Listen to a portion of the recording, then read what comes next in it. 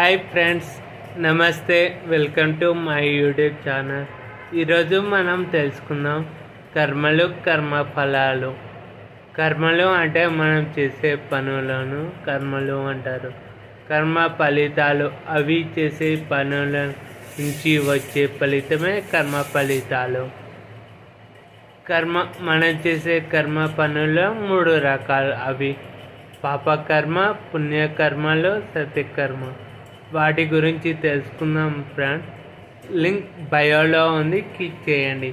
Please subscribe మీ.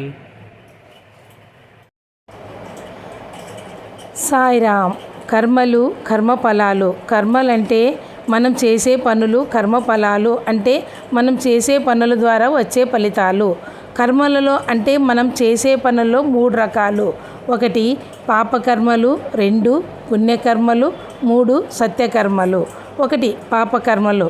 ఇతర ప్రాణకోటికి మనం ఉద్దేశపూర్వకంగా మనం ఆనందం కోసం, మన సౌకర్యం కోసం హాని కలిగించడమే పాపకర్మ. అంటే హింస చేస్తే పాపం వస్తుందన్నమాట. 2 పుణ్యకర్మ. ఇతర ప్రాణకోటికి మనం ఏదైనా ఆశించి గుర్తింపు కోరుకుంటూ చేసే సేవే పేరే పుణ్యకర్మ. నేను అన్న భావనతో సేవ చేస్తే పుణ్యం వస్తుంది. సత్యకర్మ.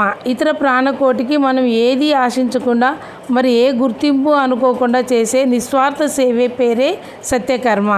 ఏమీ ఆశించకుండా నిష్కామంగా చేసే సేవ వలన సత్యకర్మ ఫలితం వస్తుంది.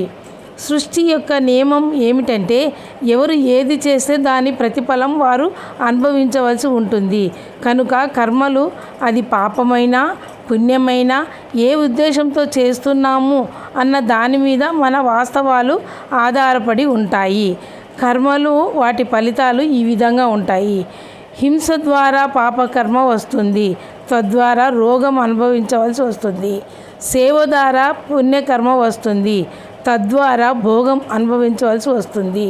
నిస్వార్థ సేవ ద్వారా సత్యకర్మ వస్తుంది.